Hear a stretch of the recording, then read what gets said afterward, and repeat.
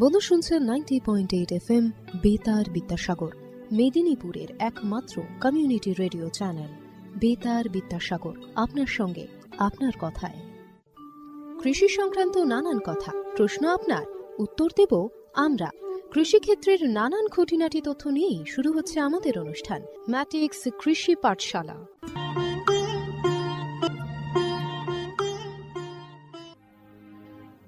কৃষি প্রধান দেশ ভারতবর্ষ, তাই কৃষিক্ষেত্রে উন্নতির কথা মাথায় রেখে কৃষক বন্ধুর পাশে দেশের প্রধানমন্ত্রী শ্রী নরেন্দ্র মোদী। সূচনা হলো কৃষকদের জন্য বিশেষ যোজনা পিএম প্রণাম। জৈবিক সারের ব্যবহার থেকে কৃষকদের বিশেষ প্যাকেজ প্রদান, সবই এই যোজনার অন্তর্গত। পিএম প্রণাম, প্রধানমন্ত্রী কর্তৃক কৃষক বন্ধুর জন্য বিশেষ যোজনা। পিএম প্রণাম, এই প্রকল্পের সম্পর্কেই বিস্তারিত জেনে নেব এবার।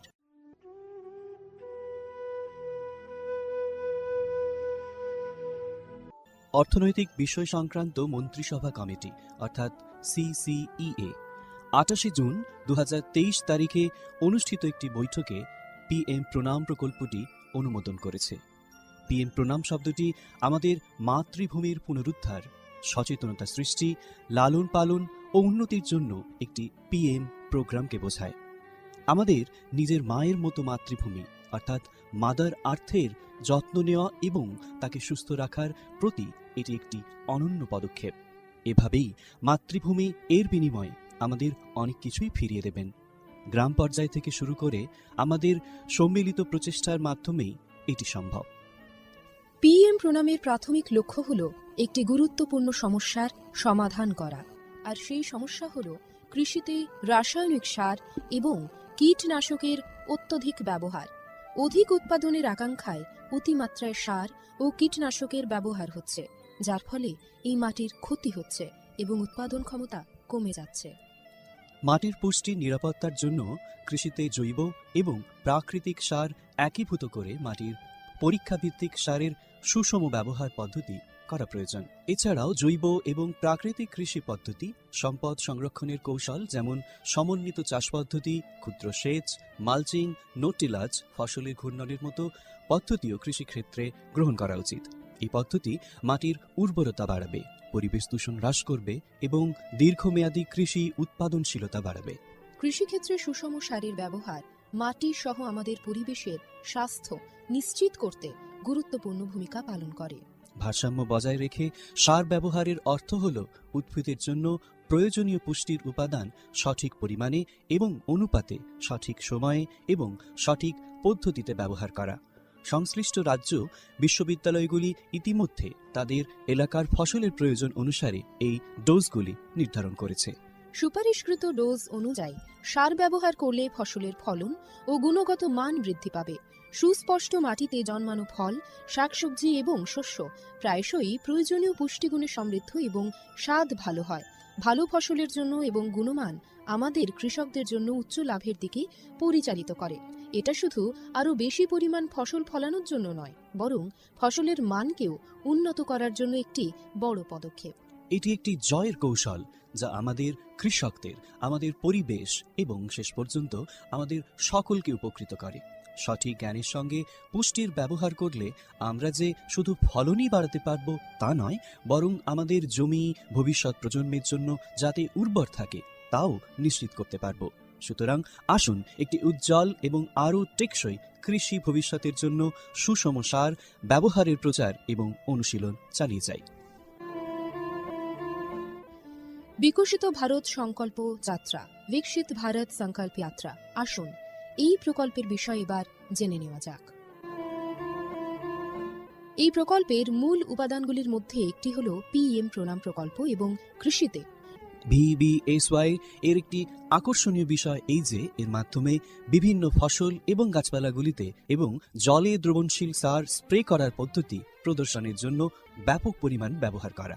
এই উদ্যোগের ফলে 29টি রাজ্য বা কেন্দ্রশাসিত অঞ্চল জুড়ে বিভিন্ন জেলায় হাজার হাজার প্রদর্শিত হয়েছে।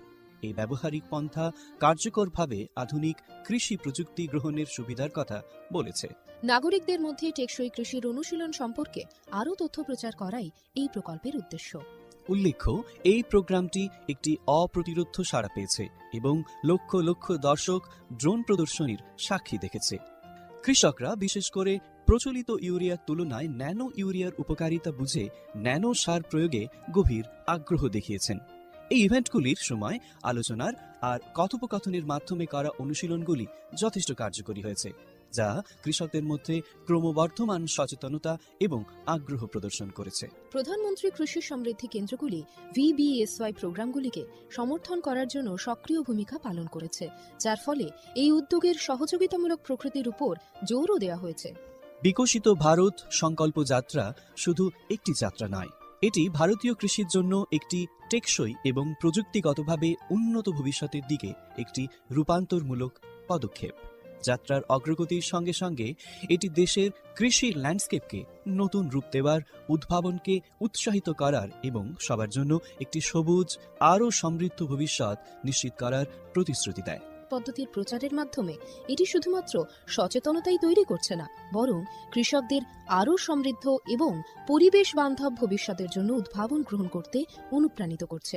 আমরা যেমন এই কৃষি বিপ্লবকে উৎসাহিত হতে দেখি, এটা স্পষ্ট যে বিকশিত ভারত সংকল্প যাত্রা একটি উন্নত এবং টেকসই ভারতের জন্য বীজ বপন করছে এবং এগিয়ে নিয়ে যাচ্ছে। এরই অঙ্গ হিসেবে আমাদের এবারের অনুষ্ঠান বেতারের মাধ্যমে কৃষি বন্ধুর জন্য সচেতনতামূলক অনুষ্ঠান ম্যাটিক্স কৃষি পাঠশালা। শুনতে থাকুন বেতার বিদ্যাসাগর FM 90.8। স্বাস্থ্যকর মাটি, স্বাস্থ্য ভারত। প্রিয় কৃষক ভাই ও বোনেরা, ম্যাট্রিক্স ফার্টিলাইজার অ্যান্ড কেমিক্যালস লিমিটেডের পক্ষ থেকে আমরা আপনাদের সকলকে উষ্ণ অভ্যর্থনা এবং শুভেচ্ছা জানাই। বন্ধুরা, matrix fertiliser and chemicals limited Paschimbanga রাজ্যের পূর্ব বর্ধমান জেলার পানাগড়ে অবস্থিত একটি ইউরিয়া উৎপাদনকারী সংস্থা। ম্যাট্রিক্স প্ল্যান্টটি পশ্চিমবঙ্গের প্রথম এবং একমাত্র ইউরিয়া কারখানা। আপনারা সবাই জেনে খুশি হবেন যে মাটি পরীক্ষার জন্য কোম্পানি কর্তৃক একটি ভ্রাম্যমাণ মৃত্তিকা পরীক্ষাগার স্থাপন করা হয়েছে, যা সমগ্র বাংলায় তার পরিষেবা প্রদান করে। এর পাশাপাশি কৃষকদের চাহিদা অনুযায়ী সংস্থার দ্বারা অন্যান্য নতুন পণ্য উপলব্ধ করা হয়, যার মাধ্যমে আপনারা সকলেই আপনাদের চাষে আরও বেশি ফলন এবং মুনাফা পেতে পারেন। আজকের ম্যাটিক্স কৃষি পাঠশালাতে শুনবেন নিড ফর দ্য স্কিম। নমস্কার শ্রোতা বন্ধুরা, আজকে উপস্থিত আছি সহ কৃষি অধিকর্তা শালবনী ব্লক। আজকে সেই কয়েকদিন ধরে আমাদের আলোচনা চলছে যে PM প্রণাম প্রকল্প নিয়ে, যেটা হচ্ছে storing, nurturing and amelioration of the আমাদের মাদার আর্থ, এটা নিয়ে একটা আলোচনা চলছে। তো এই PM প্রণাম যে প্রকল্প চলছে, সেই প্রকল্পের তো অনেক এপিসোড আপনারা শুনেছেন এর আগে।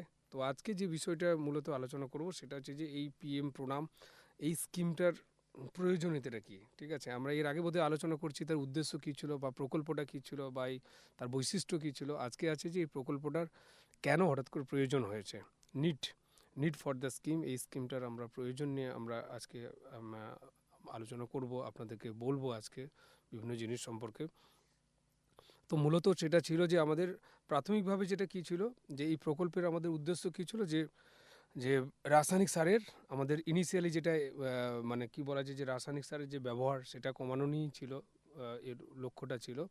তো তাতে আমরা ইনিশিয়ালি কি করেছি, আমরা যে যখন রাসায়নিক সারের যখন ব্যবহারটা যখন বাড়িয়েছিলাম, যখন ইনক্রিজ করেছিলাম, তখন হয়েছিল কি যে আমাদের ফলনও কিন্তু বেড়েছিল।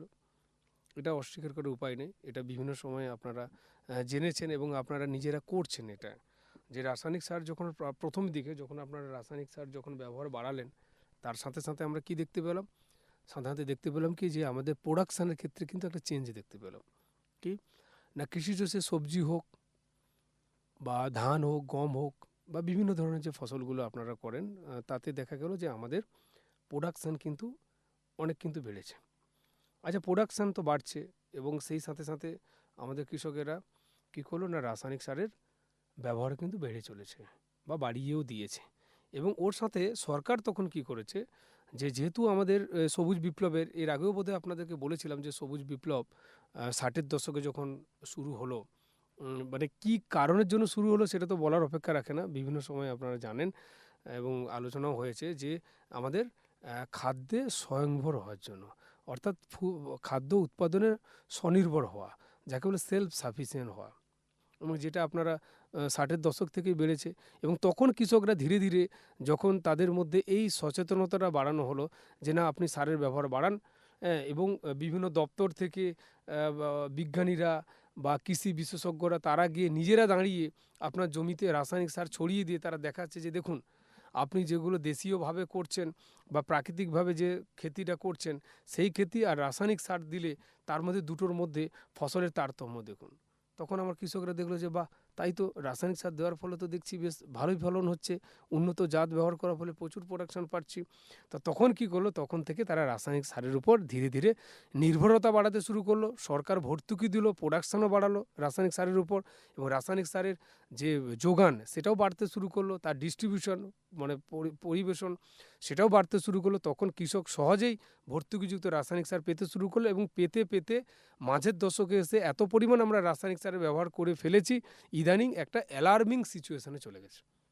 মানে এখন অ্যালার্মিং সিচুয়েশন এইটা যে না, আর রাসায়নিক সার তো সবই তো এখানে তৈরি হচ্ছে না, বাইরে থেকে আনাতে হচ্ছে, প্রচুর টাকা লেগে যাচ্ছে, প্রোডাকশন করতে দাম বেড়ে যাচ্ছে, এদিকে ভর্তুকিও দেওয়া যাচ্ছে না, তাহলে চাষের মানে কি বলা যায় যে রাসায়নিক সার তৈরি করা ইত্যাদি ক্ষেত্রে প্রচুর পরিমাণ খরচা হয়ে যাচ্ছে। চলো এখন কৃষকদেরকে আমরা যোজনার মাধ্যমে বলি যে না, রাসায়নিক সারের পরিমাণ ব্যবহারের পরিমাণ কমাও, ভর্তুকি, সরকারের ভর্তুকি বাঁচাও, মূলধন বাঁচাও, এবং সেই ভর্তুকিকে অন্যান্য কাজে লাগিয়ে আমাদের কৃষির ক্ষেত্রে উন্নত করব, কিন্তু আমরা রাসায়নিক সারের ব্যবহার কমাবো।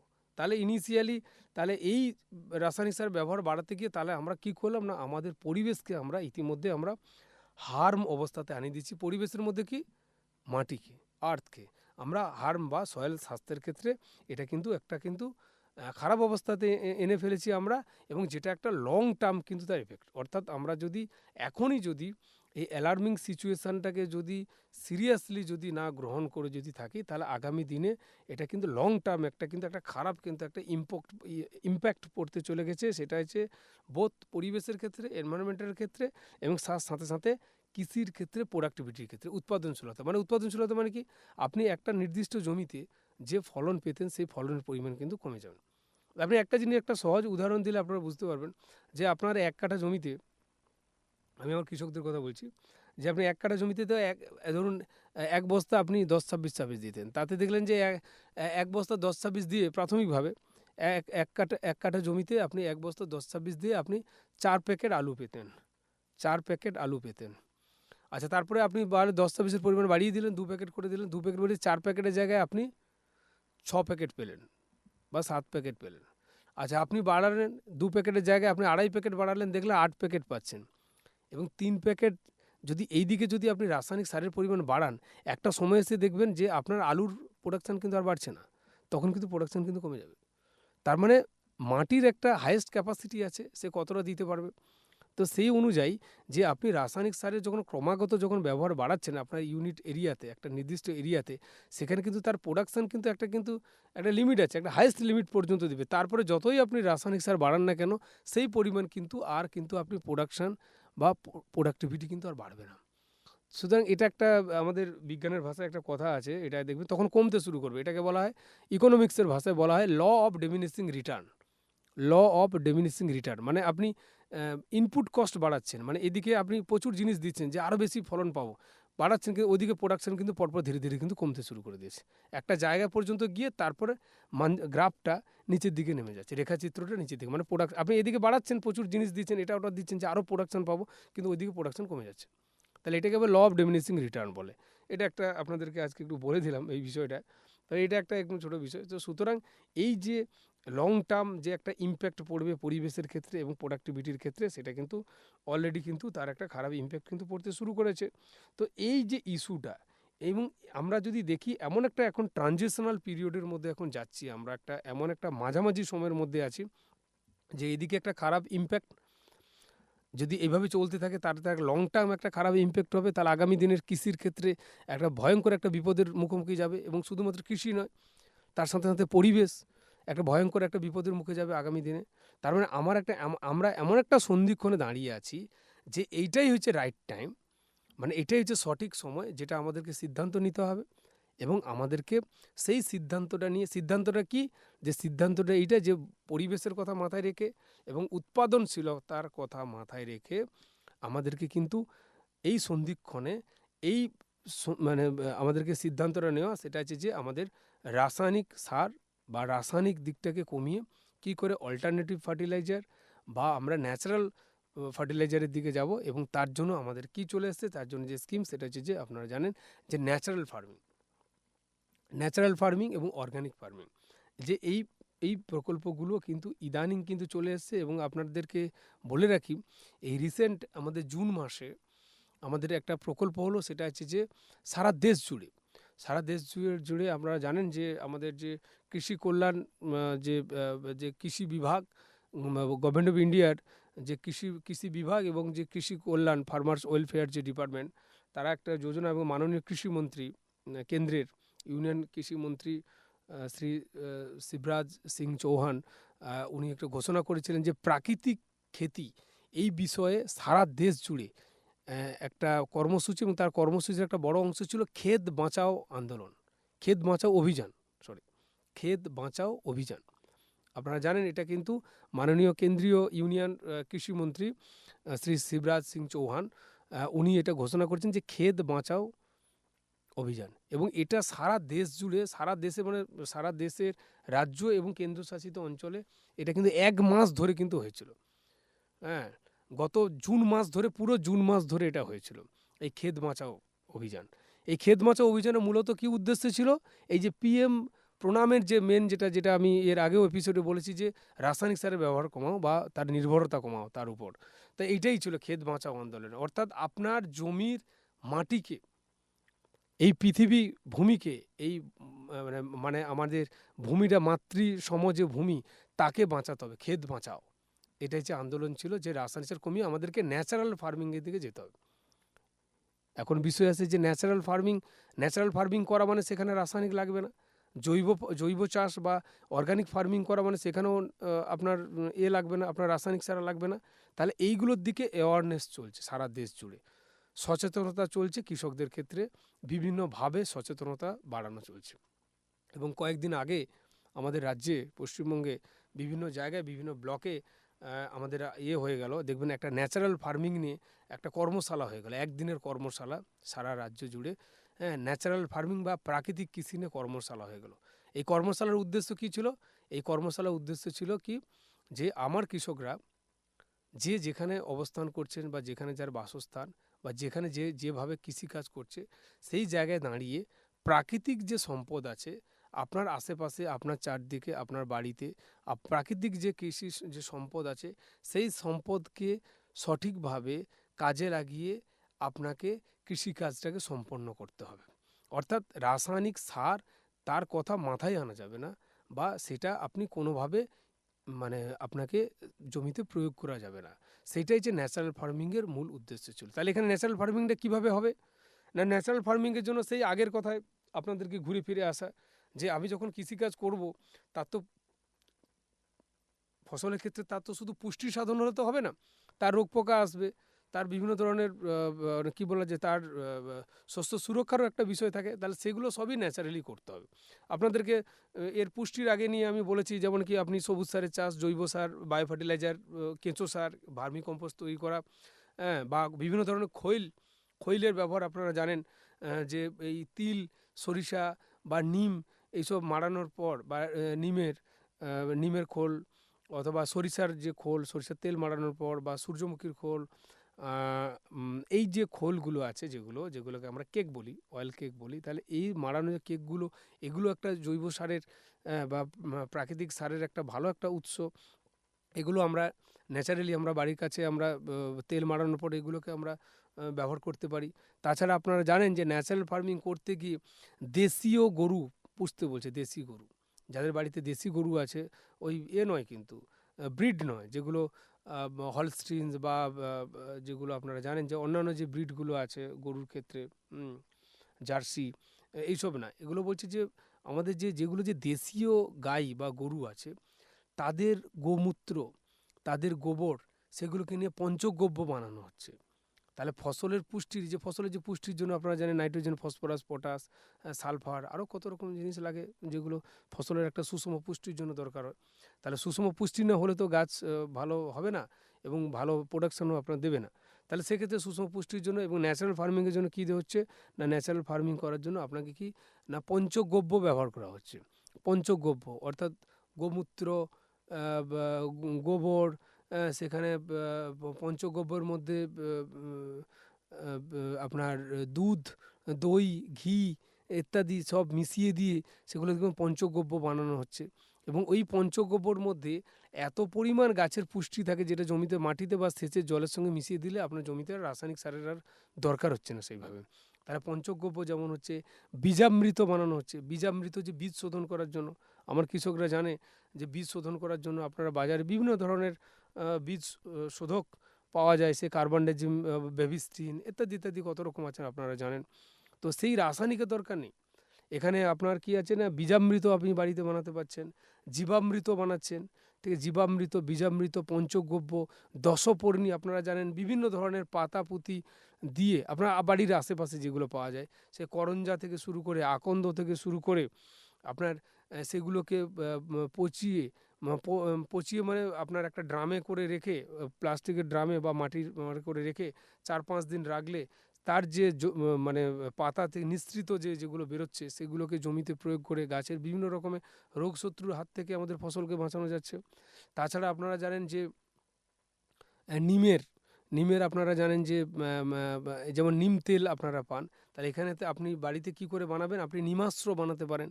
তাহলে নিমের বীজ, নিমের পাতা, তাতে যদি হালকা থেতো করে সেগুলোকে যদি আপনি একটা মাটির পাত্রে অথবা যদি আপনি প্লাস্টিকের ড্রামে করে সেগুলোকে মানে 5 কেজি পাতা বা বীজ একসঙ্গে একটু হালকা থেতো করে সেগুলো যদি একটা 20 লিটার জলে ড্রামের মধ্যে, প্লাস্টিকের ড্রামের মধ্যে যদি 5-7 দিন রেখে যান এবং তারপরে সেই জল নিয়ে একটা মগের মধ্যে 1 লিটার জল নিয়ে আপনি সেটাকে 3 লিটার মানে ওই ড্রাম থেকে 1 লিটার আপনি গড়িয়ে নিয়ে একটা মগে নিয়ে সেটা 3 লিটার জলের সঙ্গে মিশিয়ে দিয়ে আপনি সহজে আপনি জমিতে আপনি প্রয়োগ করতে পারেন। তার ফলে কী হয় না, তার ফলে আপনার জমির অনেক কীট পোকামাকড়কে আপনি তাদের আক্রমণ থেকে অনেকটা প্রতিহত করতে পারবেন।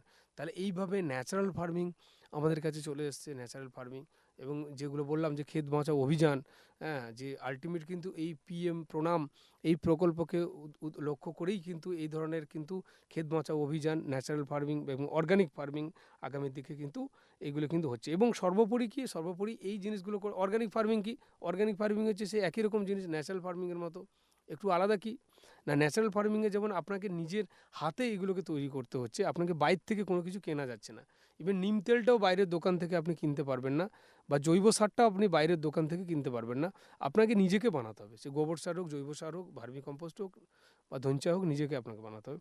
কিন্তু যখন আপনি জৈব চাষ করতে যাচ্ছেন, যখন অর্গানিক ফার্মিংয়ের দিকে যাচ্ছেন, তখন আপনি হয়তো নিজে এগুলো বানালেন না, আপনি এই জৈব জিনিসগুলোকে বাইরের দোকান থেকে বা অন্য কোথাও থেকে নিয়ে এসে আপনি এগুলোকে ব্যবহার করতে পারবেন। সেটা হচ্ছে জৈব চাষের ক্ষেত্রে বা অর্গানিক ফার্মিংয়ের ক্ষেত্রে। তাহলে আলটিমেট এই ন্যাচারাল ফার্মিং বা প্রাকৃতিক কৃষি অথবা এই জৈব কৃষির, হ্যাঁ, এর ফলে কী হচ্ছে না, এর ফলে এগুলো কিন্তু আমাদের কিন্তু ইকো ফ্রেন্ডলি। এগুলো কিন্তু আমাদের ইকো ফ্রেন্ডলি, অর্থাৎ এগুলো হচ্ছে পরিবেশ বান্ধব। তাহলে আমাদেরকে যেটা বললাম যে আমাদের কেন এই প্রকল্পের প্রয়োজন হয়েছে না, যেহেতু আমাদের দুটো ইম্প্যাক্ট একটা লং টার্ম হতে যাচ্ছে এবং আমরা এমন একটা সন্ধিক্ষণে দাঁড়িয়ে আছি যেখানে প্রচুর রাসায়নিকের ব্যবহার হয়ে যাচ্ছে এবং আগামী দিনে তার পরিবেশের ক্ষেত্রে ক্ষতি এবং স্বাস্থ্যের ক্ষেত্রে ক্ষতি এবং কৃষির ক্ষেত্রে একটা বড় সংকটের মুখে দাঁড়িয়ে আছে। তাহলে সেই জায়গায় দাঁড়িয়ে আমাদেরকে এই ধরনের সিদ্ধান্তগুলো নেওয়া, যেটা আছে কি ইকো ফ্রেন্ডলি বা পরিবেশ বান্ধব কৃষির দিকে যাওয়া, যার ফলে পরিবেশের যে মানে কি বলা যায়, তার যে ডিগ্রেডেশন বা পরিবেশ যে অবক্ষয় হচ্ছে সেটা যেমন একদিকে বাঁচবে, তার সাথে সাথে আমরা একটা সুস্থ এবং সুস্থায়ী কৃষির দিকে কিন্তু আগামী দিনে কিন্তু এগিয়ে যেতে পারবো। তার জন্য কিন্তু এই প্রকল্পের কিন্তু প্রয়োজনীয়তা কিন্তু এগিয়ে যাচ্ছে আমাদের। এবং সেটা তো জানবেন যে এই স্কিমের মধ্যে আপনাদেরকে তো বলা হয়েছে যে এই প্রকল্পের মধ্যে আপনারা বলেন যে আমাদেরকে ইম্পোর্ট করা, যেটা বলা যে ইম্পোর্ট অর্থাৎ বাইর থেকে আমদানি করা, সেটা আমাদের প্রতিবেশী দেশ থেকে হোক বা অন্যান্য দেশ থেকে হোক, যেগুলোকে আমাদের ইম্পোর্ট করতে হয়, তার কিন্তু ইম্পোর্টের ক্ষেত্রে কিন্তু আমাদেরকে যাতে নির্ভরতা যাতে না করতে হয়, অর্থাৎ দেশীয় প্রযুক্তি, দেশীয়ভাবে আমাদের কিন্তু এই জিনিসগুলো কিন্তু বানানো ইম্পোর্ট আমাদেরকে কমাতে হচ্ছে। যেমন কি আমি বলেছিলাম যে পটাশিয়াম যেগুলো সার আছে, যেমন কি মিউরেট অফ পটাশ, যেটা আপনারা জানেন যে মিউরেট অফ পটাশ, যার মধ্যে আপনাদেরকে যদি বলি আপনারা বুঝতে পারবেন যে ওর মধ্যে সাবসিডি কতটা। আপনাদেরকে দেখবেন যে নিউট্রিয়েন্টস বেস, আপনারা জানেন সাবসিডি, আপনারা অবাক হয়ে যাবেন যে পটাশের ক্ষেত্রে প্রতিটা জায়গায় যে একটা নিউট্রিয়েন্ট বেসড একটা রেট থাকে, একটা সাবসিডি থাকে। যেমন নাইট্রোজেনের ক্ষেত্রে সাবসিডি কতটা দেয় একটু জেনে রাখা দরকার আজকে, যে প্রতি কেজিতে নাইট্রোজেন, কিন্তু ইউরিয়া বলছি না, প্রতি কেজি নাইট্রোজেনের জন্য গভর্নমেন্ট কতটা সাবসিডি তাকে খরচা করতে হয় বা সাবসিডি দেয় কৃষকদের ক্ষেত্রে। যদি এই সাবসিডিটা না থাকতো তাহলে সারের দামগুলো প্রচুর বেড়ে যেত, রাসায়নিক সার। তাহলে আপনারা সংকটের মুখে পড়তেন যে এত সারের দাম বেড়ে যাচ্ছে, অথচ আমাদের উৎপাদিত ফসলের দাম আমরা ঠিকঠাক পাচ্ছি না। তাহলে তার জন্য তো এই ধরনের প্রকল্পগুলো আনা হয়েছে যে রাসায়নিক সার আমরা কী করে ব্যবহার কমাবো এবং তার উপায় বা কী আছে। এবং দেখুন নাইট্রোজেনের ক্ষেত্রে সাবসিডি গভর্নমেন্ট কতটা দেয়, আপনারা দেখবেন যে 47 টাকা 32 পয়সা। আপনি ভাবুন তো, পার কেজি নাইট্রোজেনের জন্য গভর্নমেন্টকে সাবসিডি দিতে হয়, পার কেজি নাইট্রোজেন, ইউরিয়া নয়। আচ্ছা, ফসফেটিক ফার্টিলাইজার ফসফরাসের জন্য ভাবুন, পার কেজির জন্য 52 টাকা 76 পয়সা। পার কেজি ফসফরাসের জন্য সরকারকে ভর্তুকি দিতে হয় 52 টাকা 76 পয়সা। পটাশিয়ামের ক্ষেত্রে কত দিতে হয়, 2 টাকা 38 পয়সা পার কেজির জন্য। আপনি ভাবুন, সালফারের জন্য কত দিতে হয় ভর্তুকি, 3 টাকা 16 পয়সা পার কেজি। আপনি ভাবুন, তাহলে এত এইগুলো, এই নাইট্রোজেন, ফসফরাস, পটাশ এবং সালফার, পটাশিয়াম, পটাশ বলবো না, পটাশিয়াম এবং সালফার, এইগুলোর উপর সরকারের এত টাকা পার কেজিতে সাবসিডি দিতে হচ্ছে। তার মানে একটা হিউজ পরিমাণ সাবসিডি, যেটা আপনাদেরকে একবার বলেছিলাম যে এই খারিফ সিজনে, একসময় বোধহয় বলেছিলাম, এই 2026-এর এই খারিফ সিজনে আমাদেরকে প্রায় সরকারের সারের জন্য, শুধু ফসফেটিক আর পটাশিয়াম ফার্টিলাইজারের জন্য প্রায় 41,534 কোটি টাকা সাবসিডি বেয়ার করতে হয়। 41,534 কোটি টাকা সাবসিডি। তাহলে একটা হিউজ পরিমাণ সাবসিডি কিন্তু এই সারের জন্য কিন্তু দিতে হয়। এবং এই সাবসিডি যদি না থাকতো তাহলে কিন্তু আমাদের কৃষকদেরকে যদি ফুল দামে যদি পেমেন্ট করে যদি সার যদি কিনতে হতো, তাহলে অনেকখানি কিন্তু সারের দাম কিন্তু তাদেরকে দিতে হতো। তাহলে কৃষিটা কিন্তু লাভজনক হতো না। এবং সেই সাথে সাথে এই রাসায়নিক সারের যে খারাপ যে গুণটা, তার যে খারাপ পরিবেশের ক্ষেত্রে যে খারাপ ইম্প্যাক্টটা আছে, সেই ইম্প্যাক্টটা বেশি পড়তো।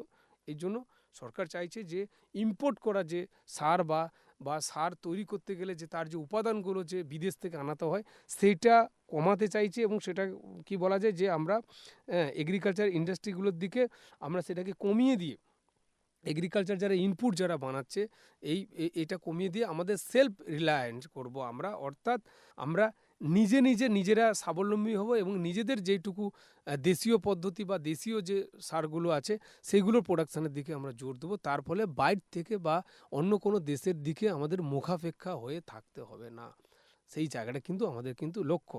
এবং এর ফলে কি হচ্ছে না, আমাদের নিজস্ব একটা মার্কেট কিন্তু তৈরি হবে, নিজস্ব একটা মার্কেট চ্যানেল তৈরি হবে। আমাদেরকে বিদেশের উপর আর কিন্তু তাকিয়ে থাকতে হবে না। কারণ বিদেশরা যখন দেখছে যে যখন এই দেশ প্রচুর পরিমাণে যখন নিচ্ছে, তখন কি দাম বাড়িয়ে দিচ্ছে। আর আমাদের যদি এই চাহিদাগুলো যদি থাকে রাসায়নিক সারের, তাহলে কি বাধ্য আমাদেরকে কিনতে হবে।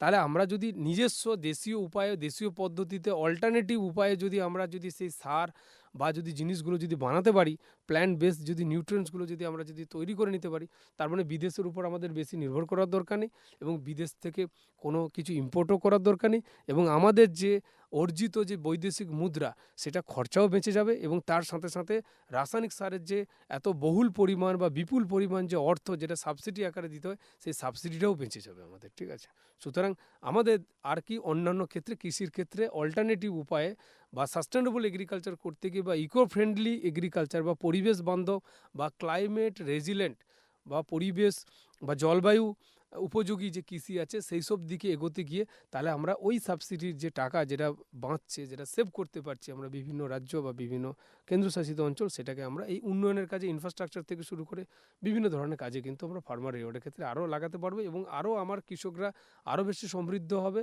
এবং একটা সমৃদ্ধ কৃষি কাজ, একটা লাভজনক সমৃদ্ধ একটা পরিবেশ বান্ধব কৃষি কিন্তু বা ক্লাইমেট রেজিলেন্ট এগ্রিকালচার কিন্তু আগামী দিনে কিন্তু আমাদেরকে ওয়েট করছে। তো সুতরাং যে কথাটা আমি বারবার বলতে চেয়েছিলাম যে আমরা একটা কিন্তু এমন একটা সন্ধিক্ষণে দাঁড়িয়ে আছি, যে সন্ধিক্ষণ কিন্তু আমাদের কিন্তু সঠিক সিদ্ধান্ত নেওয়ার কিন্তু সময় চলে এসেছে।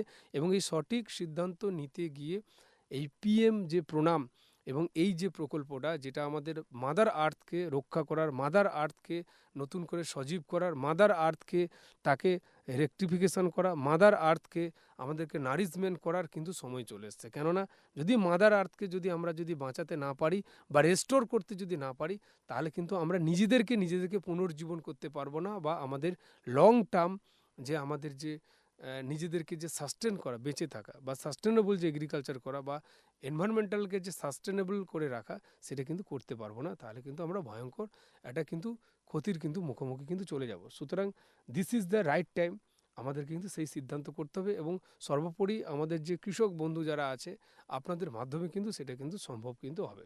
এবং এটাই হচ্ছে গভর্নমেন্টের কিন্তু, তাদের কিন্তু এই ধরনের প্রকল্প বা এই ধরনের কিন্তু মানে কি বলছে, তাদের কিন্তু স্ট্র্যাটেজি কিন্তু এটা কিন্তু নিচ্ছে। এবং আপনারা জানেন যে এই যে ফিনান্সের ক্ষেত্রে বা বাজেটের ক্ষেত্রে তার যে অ্যালোকেশনটা, সেই অ্যালোকেশনটা কিন্তু সেইভাবে কিন্তু করা হচ্ছে। অর্থাৎ বাজেটের ক্ষেত্রে যখনই কোনো কৃষির ক্ষেত্রে বাজেট করা আছে, এবং তার আগামী দিনের বাজেট কিন্তু এই রাসায়নিক নির্ভর না হয়ে তার যে অল্টারনেটিভ বা যে বিকল্প যে কৃষি নীতি আছে বা বিকল্প যে পদ্ধতি আছে, তার দিকে কিন্তু তাদের ফান্ডিংটা বা তার যে এই যে যে আমরা ভর্তুকিটা যেটা আমরা বাঁচাতে পারছি, গভর্নমেন্ট যেটা বাঁচাতে পেরেছে, এবং সেই ভর্তুকিটা কিন্তু ওই রিঅ্যালোকেশন করে, নতুন করে অ্যালোকেশন করে একটা নতুন ধরনের যোজনার দিকে কিন্তু আগামী দিকে কিন্তু যাবে, যেটা আমাদের কিন্তু একটা ফিউচারের একটা নেশানের ক্ষেত্রে, আমাদের মানে আমাদের জাতির ক্ষেত্রে, আমাদের দেশের ক্ষেত্রে, এবং সর্বোপরি কৃষির এগ্রিকালচারাল সেক্টরের ক্ষেত্রে কিন্তু একটা কিন্তু গুরুত্বপূর্ণ কিন্তু দিক কিন্তু উন্মোচন কিন্তু আগামী দিনে হবে। এবং আপনারা অবাক হয়ে যাবেন যে এই জিনিসটা করতে গিয়ে আমাদের কি হচ্ছে। যেমন আপনারা জানেন যে আমাদের যে কৃষি অনুসন্ধান যে দপ্তর আছে, ভারতীয় কৃষি অনুসন্ধান দপ্তর, আপনারা জানেন যে ICAR, শুনে থাকবেন নামটা, Indian agriculture research institute, ICAR। তো ICAR এর আমার কৃষকদের বলি, আপনাদের একটা খবর দিয়ে রাখি, যে আমাদের যে আবাস খাস জঙ্গল পশ্চিম মেদিনীপুরে, তো আবাস খাস জঙ্গলে দেখবেন ওখানে একটা ডিরেক্টরেট অফ গ্রাউন্ডনাট রিসার্চ, দেখবেন বাদাম গবেষণা কেন্দ্র একটা এখানে কিন্তু হয়েছে। এটা কিন্তু সবই কিন্তু ICAR এর আন্ডারে, Indian council of agriculture research. এবং এটা খুব একটা আনন্দের খবর এটা, যে এই যে বাদামের যে গবেষণা কেন্দ্রটা এখানে হয়েছে। আপনারা জানেন যে আমাদের বাদাম গবেষণা কেন্দ্র কিন্তু ভারতবর্ষে আছে, কিন্তু জুনাগড়ে আছে। হ্যাঁ, গুজরাটের জুনাগড় বলে একটা জায়গা আছে, সেখানে এই বাদামের গবেষণা কেন্দ্র আছে। এই যে আপনারা যারা বাদামের চাষ করেন, আপনারা ভাবেন যে নতুন নতুন যে জাতগুলো আসছে, দেখুন যে জাতগুলোর ফলন দেওয়ার ক্যাপাসিটি অত্যন্ত বেশি, এবং বাদাম একটা খুব লাভজনক ফসল। এবং সর্বোপরি আমাদের এই পশ্চিমাঞ্চলের ক্ষেত্রে আপনারা বাদাম চাষ করেন, এবং দেখবেন যে বাদামের এতটা খরচাও কিন্তু অতটা হয় না চাষ করতে গিয়ে, এবং অত্যন্ত লাভজনক একটা।